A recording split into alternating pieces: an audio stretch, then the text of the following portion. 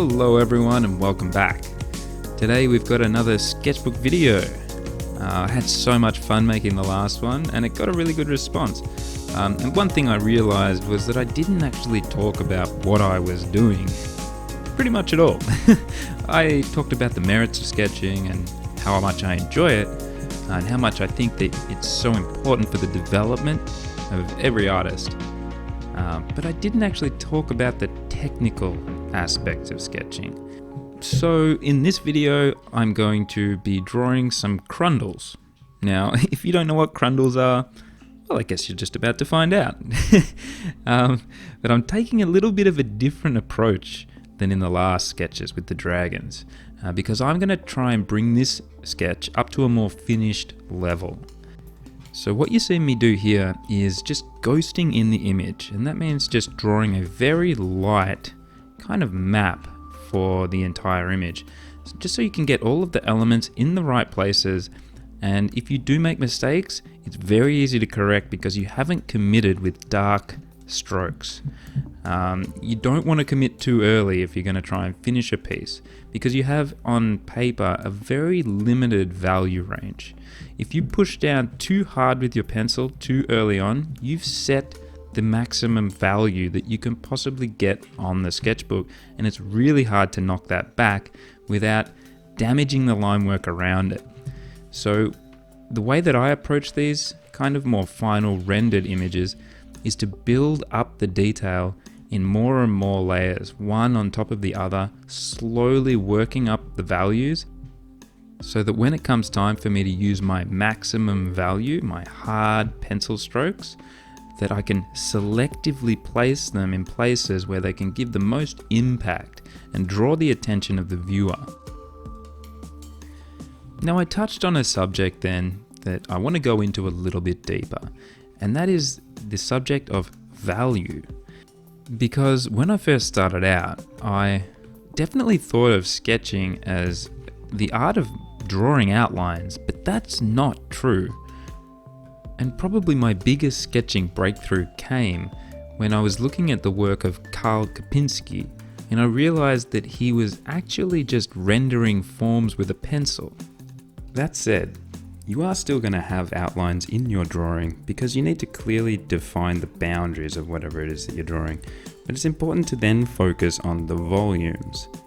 Otherwise your sketch is going to look flat, and what you're actually trying to do here is create an illusion of depth. You want things to feel 3D, you want them to feel real, and there are many tricks and tips that you can use to do that. And believe it or not, outlines can play a part in this. For example, if you want something to look like it is in front of something else, draw the outlines of the closer object darker. Think about it in the same way that you think of atmospheric perspective. Things that are further away have less contrast. Things that are closer have more contrast.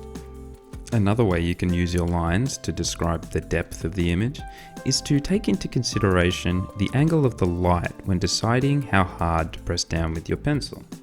For example, in this scene, the lighting is coming from above on the left. And if you look at the way that I have drawn the tongue, you'll notice that the top of the tongue almost doesn't even have an outline, whereas the bottom has a fairly bold, strong, dark mark to describe it.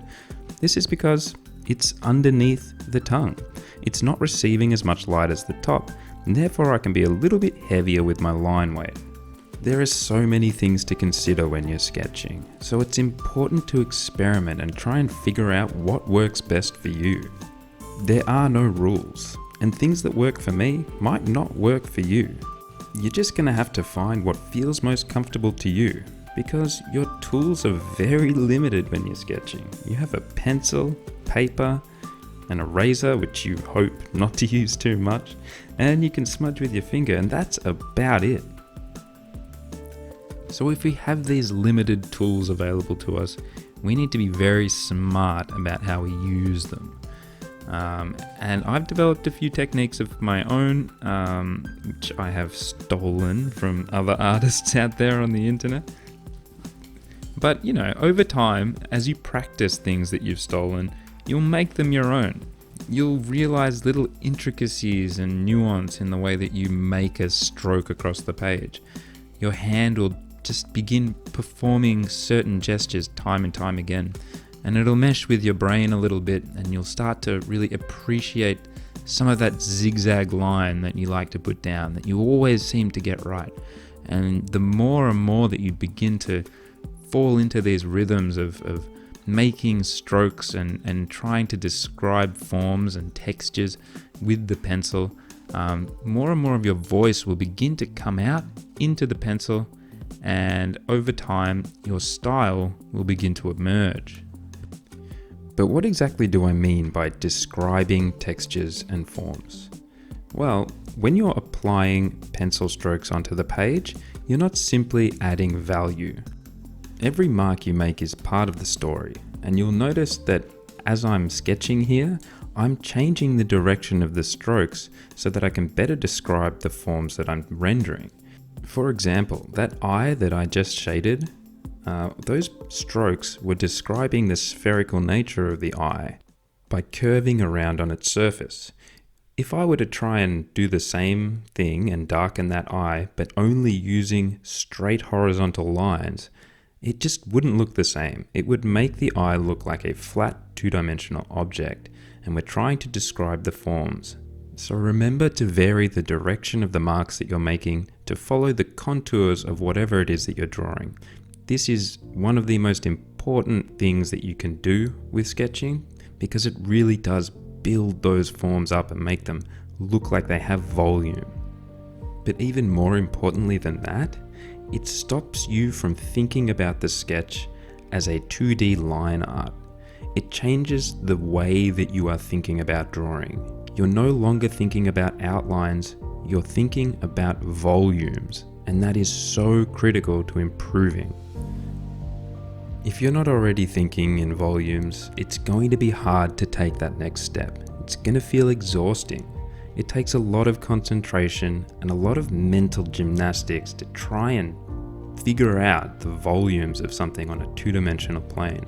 You'll be constantly thinking, where is the light coming from? What is occluding what? It's gonna feel like work, hard work. But the reward is so high, and eventually, if you just keep doing it, you're going to improve. Your brain is gonna do a lot of this rendering automatically. Now, I'm not saying that it ever becomes easy. It never becomes easy. In fact, the more you know, the harder it gets, because once you know those muscles in the arms and once you know the tendons, you have to put them in. And the list of things that you need to think about is going to get bigger and bigger. You're going to understand how cloth drapes over the figure. You're going to start trying to put accurate folds into that cloth. The math gets very complicated in your head, and it never gets easier. But if you stick at it, it can become satisfying in a way that few things can.